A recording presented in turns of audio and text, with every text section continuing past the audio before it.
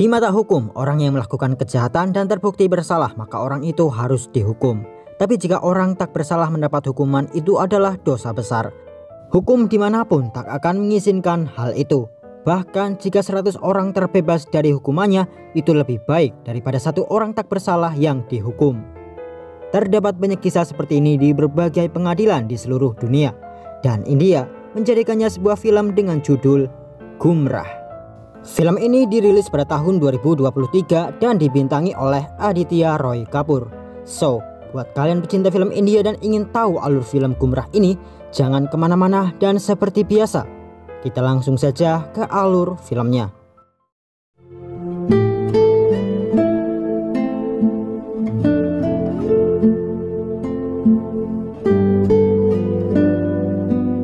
Diawali dengan seorang pria yang menggunakan mantel kuning dan masuk ke rumah seseorang bernama Akash Sardana.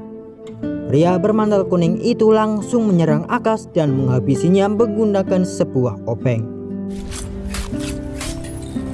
Pria bermantel kuning itu ingin kabur lewat balkon, tapi ia tak sengaja menyenggol pot bunga. Beruntungnya ia berhasil menangkapnya lagi dan orang-orang tak ada yang menyadari keberadaan pria itu di rumah Akash. Tapi karena menangkap pot tanaman yang hampir jatuh, membuat pria bermantel kuning itu meninggalkan jejak, yaitu noda darah dengan sidik jari di pot tersebut. Pada keesokan harinya, tim investigasi dari kepolisian datang untuk melakukan penyelidikan. Tim investigasi itu dipimpin oleh subinspektur bernama Shivani Mathur.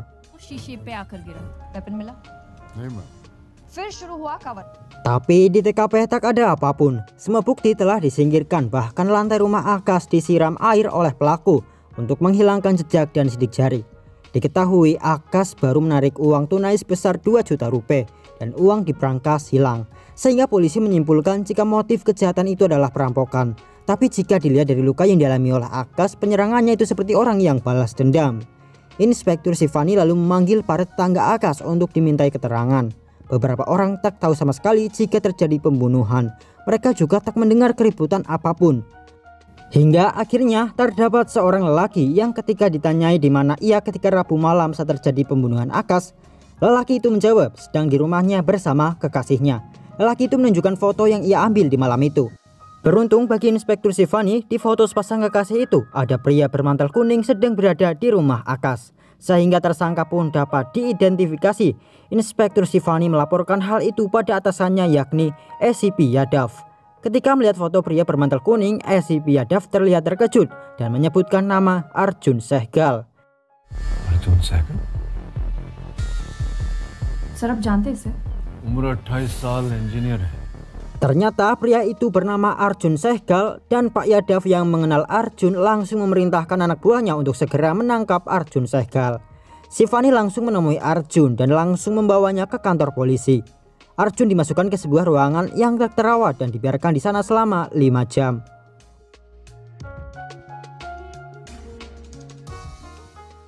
Di malam hari SCP Yadav datang bersama yang lainnya.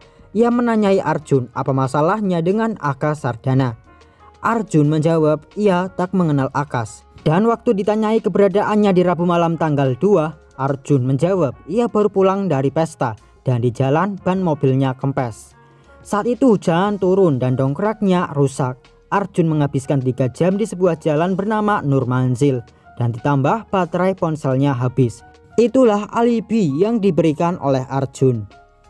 Pak Yadav lalu bertanya waktu di pesta Arjun pulang terlebih dahulu dan beralasan ingin beristirahat karena besok akan ada meeting. Tapi mengapa keesokan harinya Arjun tak datang di meeting itu? Arjun pun menjawab jika ia tak enak badan.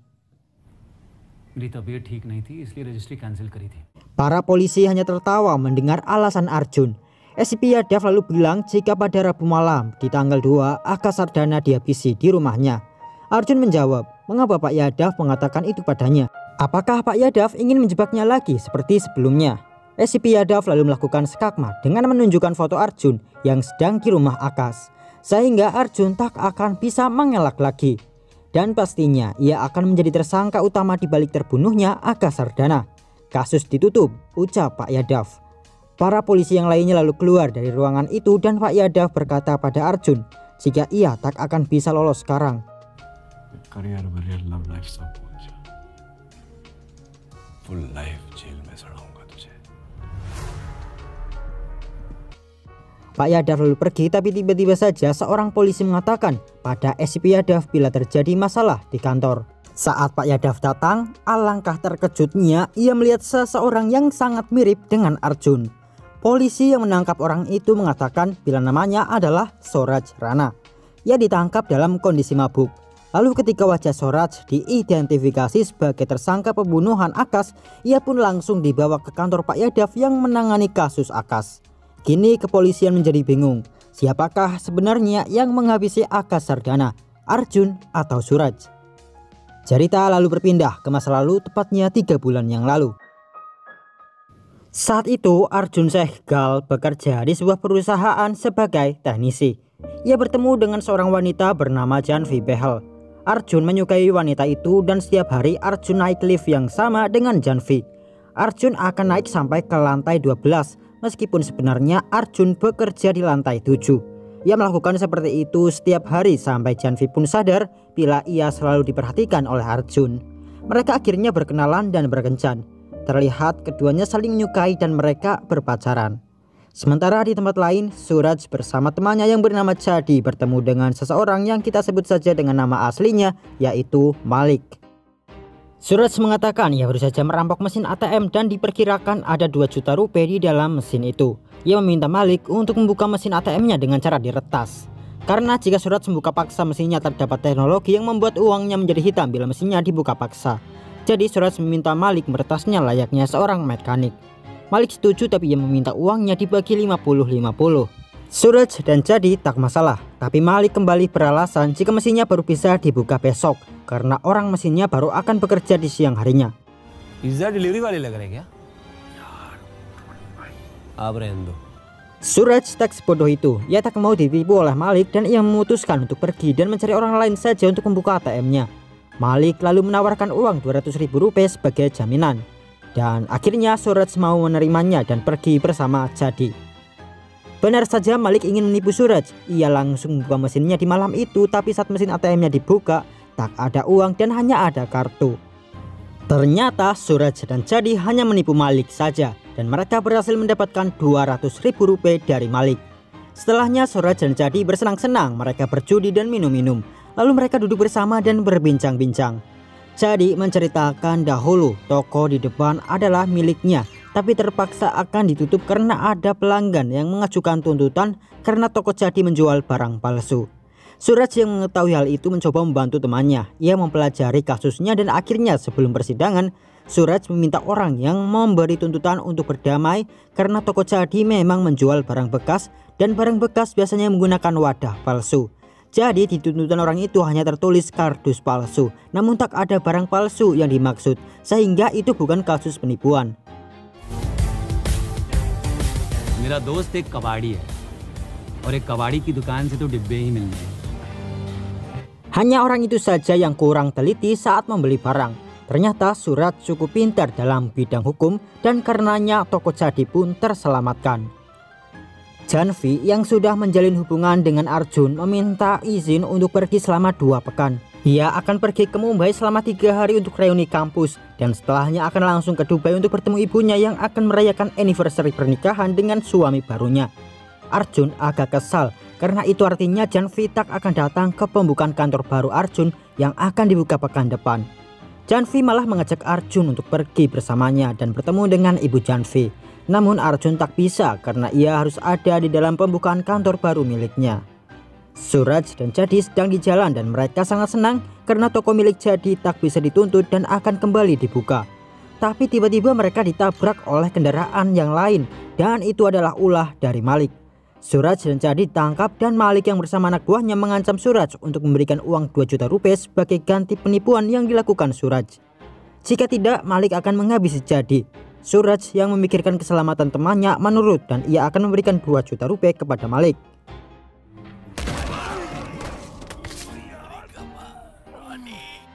Arjun datang ke bandara. Ia ingin mengantar Janvi ke gerbang keberangkatan. Waktu itu tiba-tiba saja Arjun berlutut dan ia melamar Janvi. Janvi sangat kesenangan dan ia memeluk Arjun, yang artinya ia menerima lamaran Arjun tersebut. Arjun bilang sebenarnya ia sudah menyiapkan cincin untuk Janvi, tapi cincinnya hilang. Setelahnya Janvi pergi dan sepasang kekasih itu pun harus berpisah untuk sementara. Hingga akhirnya tibalah di hari Rabu tanggal 2. Suraj yang sedang berjalan bersama Jadi menyalakan rokok. Tapi saat Suraj melihat ke samping, Jadi sudah menghilang. Malik lalu menelpon Suraj dan bilang agar Suraj secepatnya mendapatkan uang 2 jutanya atau Jadi tak akan selamat dalam 2 hari ke depan. Sementara Arjun yang baru ingin pulang dari kantor diberi kejutan oleh para karyawannya dan telah disiapkan pesta untuknya. Arjun berpesta sebentar dan ia pulang duluan. Arjun beralasan harus tidur cepat karena akan ada meeting dengan klien besok. Ia pun pergi. Suraj yang kebingungan untuk mendapatkan uang 2 juta marah-marah. Ia menendangi sepeda motornya. Sementara Arjun yang ada di mobil tiba-tiba juga marah-marah. Masih terjadi kebingungan dari para audiens, sebenarnya siapa sosok pria bermantel kuning, apakah Arjun ataukah Suraj? Seperti yang diketahui, Akash terbunuh dengan luka yang parah. Bisa jadi itu Arjun karena ia sedang marah dan terlihat di matanya ada sebuah dendam. Lalu uang di rumah Akash senilai 2,5 juta juga hilang. Bisa jadi itu Suraj karena ia membutuhkan uangnya untuk menyelamatkan Jadi. Kemudian diperlihatkanlah sosok pria bermantel kuning yang tengah bersiap-siap. Dan terjadilah kasus pembunuhan Akash Sardana. Kembali ke masa kini. Suraj yang dimasukkan ke sebuah ruangan, ia ditanyai di manakah Suraj pada tanggal 2 Rabu malam. Suraj menjawab sedang bersama temannya yaitu Jadi. Polisi lalu meminta alamat teman Suraj tersebut. Suraj pun memberitahu alamatnya dan saat itu Suraj mengelap wajahnya menggunakan sapu tangan perempuan. Dan ternyata itu adalah milik Shivani yang diam-diam Suraj ambil sebelumnya. Shivani bersikap tenang dan ia mengambil sapu tangan miliknya dan dimasukkan ke kantong plastik untuk dibawa ke lab sebagai tes DNA milik Suraj dan akan dicocokkan dengan DNA yang ditemukan di TKP rumah Akash. Shivani lalu bertanya pada Suraj bagaimana ia bisa mengenal Akash Sardana. Suraj menjawab, emangnya kenapa? Apakah Akash adalah suaminya polwan tersebut? Seorang polisi kemudian bilang agar Suraj jawab saja pertanyaannya dengan jujur atau Suraj langsung memotong atau apakah kalian akan memukul? Polisi berkumis jengkel karena Suraj banyak omong. Ia mengambil kayu dan hendak memukul Suraj. Akan tapi Suraj menghindar dan setelahnya Suraj berkata jika menurut hukum MA dilarang untuk melakukan penganiayaan dan kekerasan terhadap tahanan atau tersangka. Para polisi penegak hukum itu terkejut karena Suraj mengetahui hukum seperti itu. Polisi berkumis tak peduli dan ingin kembali memukul Suraj. Lagi-lagi Suraj menghindar dan ia mengatakan jika orang yang mengalami kekerasan di dalam tahanan tanpa adanya saksi kecuali polisi, maka seluruh kepolisian akan dianggap sebagai kaki tangan. रात में ना सिर्फ असॉल्ट करने वाला बल्कि थाने में ड्यूटी पे सभी पुलिसकर्मी अपराध के भागीदार माने जाएंगे. Lalu ketika dalam pengadilan jika tersangka mengalami luka selama proses investigasi, maka tersangka akan mendapatkan kompensasi sementara para polisi itu akan diskors. Di malam itu SCP Yadav kedatangan pengacara yang bernama Biju. Pak Yadav memberitahu permasalahan yang sedang ia alami. Tapi pengacara Biju tak bisa berbuat banyak karena dalam kasus seperti ini harus benar-benar ditemukan bukti yang konkret atau keduanya justru akan dinyatakan tak bersalah. Pengadilan akan dilakukan Senin dan Yadav memiliki waktu 2 hari untuk membuktikan siapa pelaku yang sebenarnya. Yadav yang memiliki masalah dengan Arjun tentunya berusaha keras untuk membuat Arjun bersalah. Polisi mulai melakukan penyelidikan lagi untuk membuktikan siapa yang bersalah. Shivani dan polisi yang lainnya mengambil sampel DNA Arjun dan mereka menyuruh Arjun untuk melepas pakaiannya. Karena diyakini orang yang menghabisi Akash pasti juga memiliki luka karena perlawanan dari Akash. Saat Arjun membuka bajunya terdapat luka di lengannya. Shivani pun bertanya dari mana Arjun mendapatkan luka di lengannya itu. Arjun menjawab ia terluka di proyek miliknya, ia tergores oleh besi. Saat giliran Suraj disuruh melepas pakaiannya, Suraj hendak melepas celananya tapi langsung dihentikan oleh polisi dan disuruh melepas bajunya saja. Jangan mesum, kata polisi tersebut. Akhirnya Suraj melepas bajunya dan di lengan Suraj juga terdapat luka yang sama. Ketika ditanya tentang lukanya, Suraj menjawab terjatuh dari motor ketika sedang mabuk. Tingkah Suraj yang tengil membuat Shivani tak senang dengannya. Shivani lebih condong dan yakin bila Suraj adalah pelaku sebenarnya.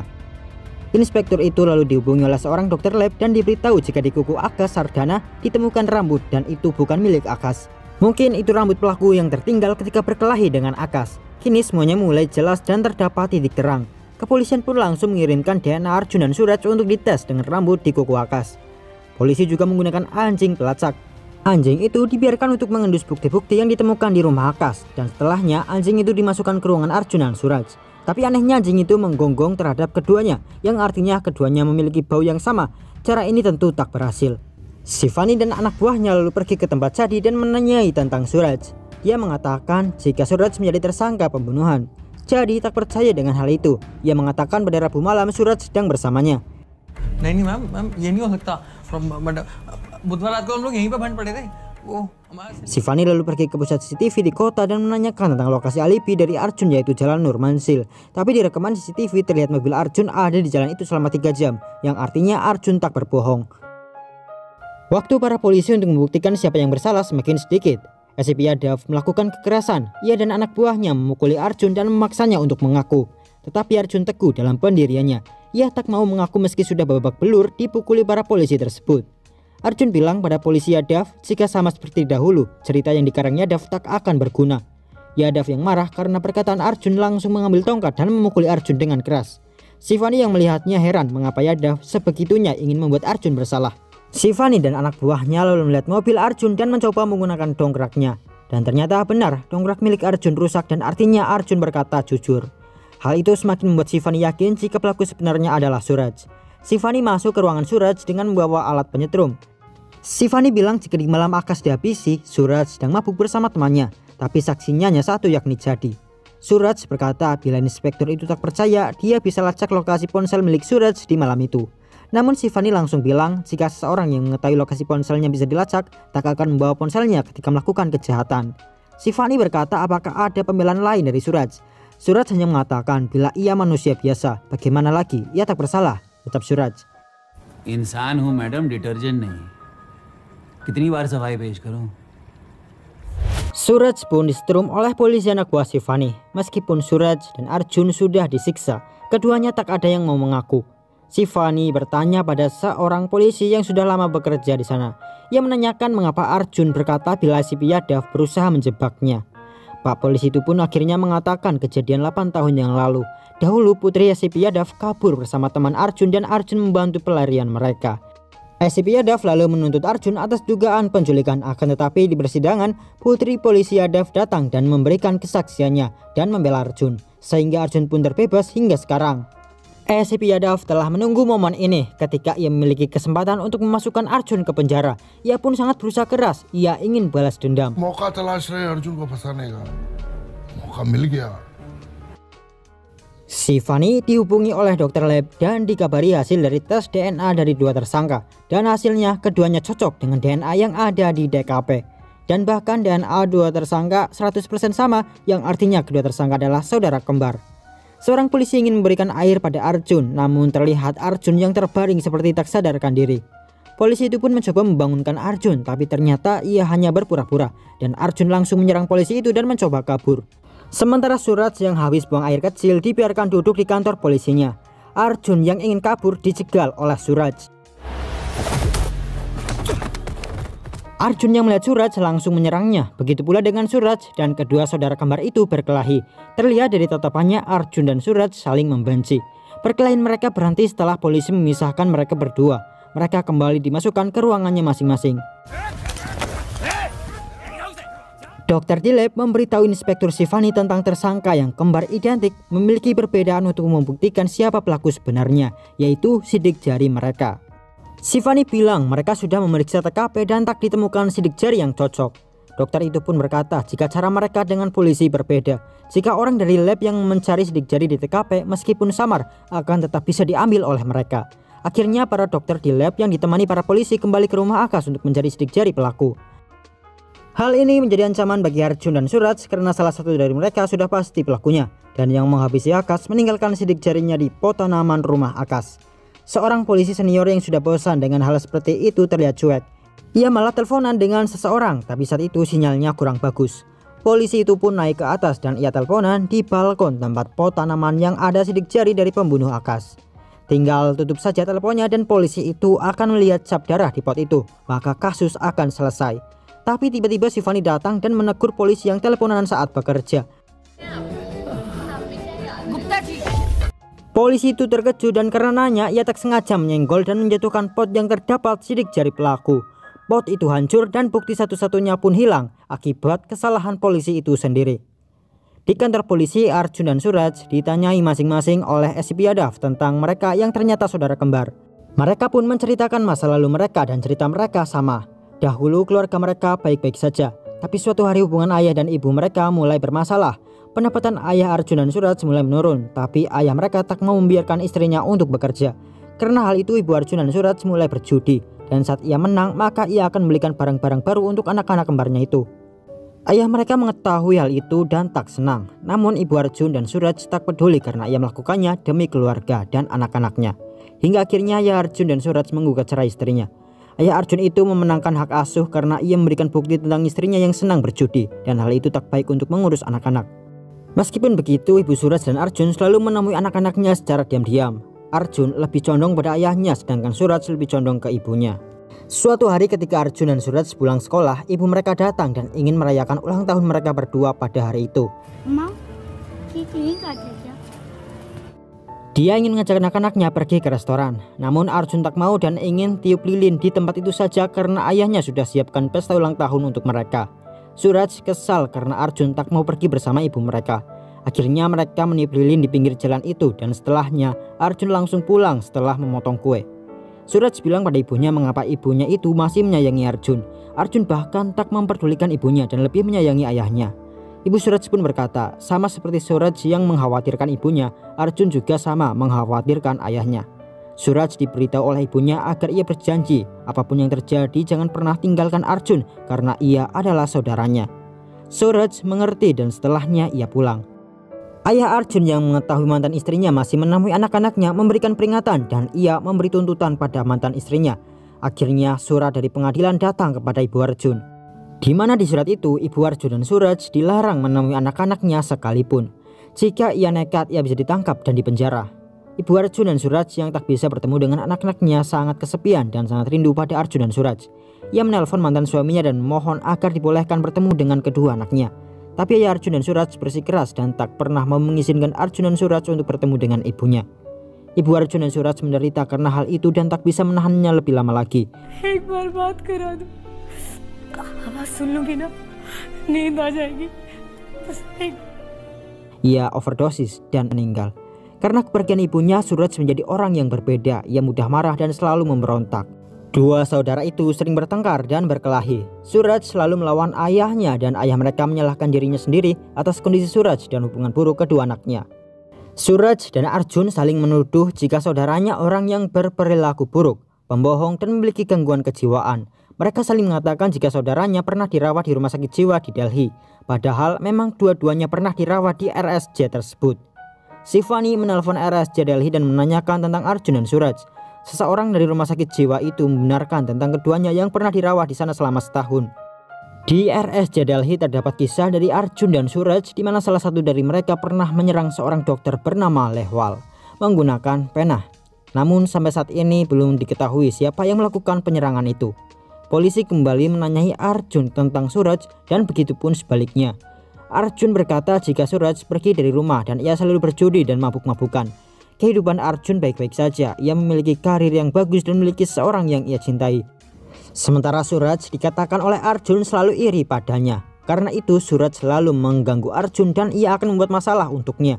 Bagi Suraj, Arjun adalah obsesinya yang harus dikalahkan, kata Arjun.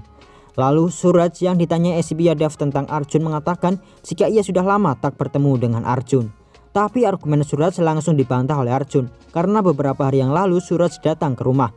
Arjun saat itu kehilangan cincin yang akan ia gunakan untuk melamar kekasihnya. Ia pikir Suraj lah yang telah mengambilnya. Karena itu Arjun menyuruh anak buahnya untuk memukuli Suraj dan membuat Suraj mengaku dan mengembalikan cincinnya. Akan tetapi ternyata cincin itu berada di dashboard mobil Arjun. Ia hanya kelupaan. Setelahnya Suraj menelpon Arjun dan karena Arjun telah menyuruh anak buahnya memukuli Suraj dengan parah, Suraj memberi ancaman bila ia akan membalas Arjun dan akan membuat hidupnya rusak. Arjun yang menceritakan itu pada SCP Yadav mengatakan jika hal yang sedang terjadi saat ini pasti karena Suraj yang ingin balas dendam dan menjebak Arjun. Suraj yang dituduh seperti itu membela diri. Ia memang mengancam Arjun. Lalu kenapa? Apakah ancaman dianggap sebagai bukti? Mau bilang apa di persidangan nanti? Suraj mengancam saudaranya beberapa hari yang lalu dan ia sudah pasti yang melakukan pembunuhan. Apakah seperti itu yang akan dikatakan Inspektur Shivani? Apakah kau pernah ke persidangan? Tanya Suraj. Court गए भी हो कभी? Shivani langsung mendekati Suraj dan berkata, ia tahu Suraj adalah pelaku sebenarnya. Setelahnya Shivani membisikkan sesuatu pada Suraj. Suraj hanya terdiam mendengar bisikan Shivani. Seorang polisi memberitahu Inspektur Shivani jika Suraj memiliki hutang 2 juta sampai malam pembunuhan dan melunasinya di pagi harinya. Hal itu semakin membuat Shivani yakin bila Suraj memang pelaku yang sebenarnya. Polwan itu langsung ingin menemui Suraj, akan tetapi Suraj tak ada di ruangannya. Ternyata Suraj dibawa SCP Yadav ke sebuah tempat, dan itu adalah toko perhiasan yang baru saja dirampok. SCP Yadav bilang pada Suraj jika 2 juta rupiah hilang di rumah Akash. Lalu di pagi harinya Suraj melunasi hutangnya. SCP Yadav tahu jika Suraj adalah pelaku yang menghabisi Akash. Namun SCP itu akan membantu Suraj. Ia ingin Suraj meletakkan sidik jarinya di toko perhiasan yang baru saja dirampok. Dan Suraj hanya akan dipenjara 4 tahun karenanya. Bahkan Yadav akan membebaskan Suraj setelah 2 tahun karena perilaku baik. SCP Yadav yakin jika Suraj tahu apa yang ia maksud. Suraj hanya berkata jika ia tak merampok untuk melunasi hutangnya. Suraj mendapatkan uang untuk melunasi hutangnya dari meja judi. Ia menang main kartu di rumah Pak Bhatia di Punjabi Bagh. Di malam pembunuhan Akash, Suraj ada di rumah Pak Bhatia semalaman. SCP Yadav bisa datang ke sana untuk membuktikannya. SCP Yadav bertanya mengapa Suraj tak memberitahu dari awal. Jika ia memberitahu hal itu, kasusnya sudah selesai dari kemarin dan Arjun yang akan menjadi tersangka. Suraj bilang ia tak mau memberitahu karena judi dilarang. Jika ia mengatakannya, ia bisa dipenjara sepekan sampai sebulan dan ia tak mau itu. हफ्ते से लेकर 1 महीने तक की सजा है और 200 रुपए की फाइन। मैं तो डर गया। SCP Yadav lalu pergi ke rumah Pak Bhatia untuk mengkonfirmasi pembelaan Suraj dan Pak Bhatia membenarkan bila Suraj ada di rumahnya pada malam itu. SCP Yadav yang mendengarnya sangat senang karena dengan kesaksian Pak Bhatia tentang Suraj yang ada di rumahnya pada malam tanggal 2, Arjun sudah pasti menjadi tersangka utamanya. Tetapi kesenangan SCP Yadav hanya beberapa detik karena ia dikabari oleh anak buahnya jika Bu Shivani telah mendapatkan bukti dan saksi bila Arjun berada di Jalan Nur Manzil pada malam tanggal 2, yaitu supir taksi yang membantu Arjun mengganti ban mobilnya yang kempes. Saat SCP Yadav sampai di kantor polisi, di sana sudah ada putri SCP Yadav yang kawin lari dengan teman Arjun. Putri SCP Yadav memberikan kesaksiannya bila Arjun datang ke tempat tinggalnya di pagi hari setelah malam pembunuhan Akash. Hal ini membela Arjun karena sebelumnya Arjun pernah membuat alasan ketika di malam tanggal 2 setelah berpesta. Ia berbohong pada karyawannya tentang meeting di pagi hari dan alasan mengapa Arjun pulang terlebih dahulu di pesta itu. Sebenarnya Arjun bukannya mau pergi meeting di pagi hari, tapi karena ia ingin pergi menemui temannya yang sudah menikah dengan putri SCP Yadav tersebut. तुमने अपने ऑफिस वालों से झूठ क्यों बोला कि तुम सुबह रजिस्ट्रेशन के लिए जा रहे हो? एसीपी साहब की बेटी। Polisi yang mengetahui kebohongan Arjun kini pun mendapatkan jawabannya. Lalu supir taksi juga mengatakan jika Arjun berada di Jalan Nur Manzil selama 3 jam tepat seperti pernyataan Arjun. Jadi Arjun tak ada di rumah Akash pada malam itu, supir taksi yang menjadi saksinya. Jika pada tanggal 2 Rabu malam Arjun berada di Jalan Nur Manzil dan memiliki saksi yaitu supir taksi. Lalu Suraj berada di rumah Pak Bhatia berjudi semalaman dan Pak Bhatia menjadi saksi. Artinya mereka berdua tak ada di rumah Akash pada malam itu. Lalu siapa sosok pria bermantel kuning yang sebenarnya? Pak Yadav yang frustrasi karena lagi-lagi dan lagi ia gagal memenjarakan Arjun. Bahkan peluangnya sudah ada di depan mata, tapi sama sekali tak ada bukti yang bisa menjadikan Arjun sebagai tersangka utama. Akhirnya persidangan akhir dilaksanakan dan hakim memberikan keputusannya. Hakim bilang, salah satu dari Arjun dan Suraj sudah pasti orang yang menghabisi Akash. Tak ada keraguan untuk hal itu. Namun meskipun sudah dilakukan penyelidikan, penuntut tak bisa membuktikan yang mana pembunuhnya. Kepolisian harusnya malu dengan penyelidikan mereka di kasus ini. Ini aib bagi Departemen Kepolisian. Shivani hanya tertunduk bersama polisi yang lainnya. Hakim itu melanjutkan, mengetahui salah satu dari Arjun dan Suraj bersalah, tapi tak bisa keduanya dihukum. Hukum mereka tak bisa mengizinkan hal itu. Pengadilan menghukum yang bersalah, tapi sistem keadilan mereka bekerja berdasar bukti. Meski 100 penjahat dibebaskan, 1 orang tak bersalah tak boleh dihukum. Jadi dengan semua bukti yang dihadirkan di sidang itu, hakim tak punya pilihan selain memutuskan bila keduanya tak bersalah. I have no option but to declare both the accused not guilty. Suraj dan Arjun lega dan senang mendengar keputusan hakim. Hakim lalu bilang jika Arjun Sehgal dan Suraj Rana dibebaskan dari kasus Akash Sardana. Arjun berterima kasih pada Inspektur Shivani karena membantunya untuk membuktikan ia tak bersalah. Suraj keluar dari persidangan, dengan tengilnya ia bersiul kepada Shivani dan dengan santai Suraj melewati para polisi. Beberapa minggu kemudian, Bu Shivani yang tengah memeriksa kasus lama di ruangannya melihat berkas orang hilang. Dan salah satunya di berkas itu ada nama Janvi Behel, yaitu pacar Arjun. Bu Shivani pun penasaran dan ia menemui kontak di berkas itu yang merupakan teman Janvi. Perempuan yang ditemui oleh Inspektur Shivani itu mengatakan jika Arjun dan Janvi sama-sama serius, tapi saat Janvi bereuni bersama teman-temannya di Mumbai, teman Janvi itu menerima pesan aneh dari Janvi yang mengatakan jika ia sudah bersama orang lain. Janvi ingin temannya itu memberitahu Arjun jika Janvi akan menikah dengan pria lain. Teman Janvi itu lalu memperlihatkan pesan dari Janvi kepada Arjun. Arjun yang melihatnya tak percaya dan ia yakin Janvi tak seperti itu. Namun teman Janvi itu memberitahu Arjun bila semuanya melihat Janvi pergi bersama mantannya ketika di malam mereka bereuni, dan mantan Janvi adalah Akash Sardana. Her ex-boyfriend from college. Akash Sardana. Yes, ma'am. Shivani langsung berpikir jika mungkin ia melakukan kesalahan. Kita lalu akan diperlihatkan apa yang sebenarnya terjadi pada Rabu malam tanggal 2 di rumah Akash. Pria bermantel kuning yakni Arjun mendatangi rumah Akash untuk mencari tahu keberadaan Janvi. Namun terjadi perkelahian antara Arjun dan Akash. Saat berkelahi, Akash memberitahu apa yang terjadi di reuninya bersama Janvi di Mumbai. Saat itu Akash mengajak Janvi untuk balikan dan menikah. Akan tetapi Janvi menolak dan ia sudah memiliki pacar yaitu Arjun dan akan menikah dengan Arjun. Karena itu Akash memasukkan pil penenang ke minuman Janvi dan Akash melakukan hal yang ingin ia lakukan. Setelahnya Akash mencekoki Janvi dengan obat-obatan hingga overdosis dan Janvi tewas. Setelahnya Akash membayar uang 2 juta rupiah untuk menutupi perbuatannya. Arjun yang mendengarnya sangat marah dan langsung menghabisi Akash dengan obeng. Jadi kini jelas bila Arjunlah yang menghabisi Akash Sardana dan motifnya karena balas dendam.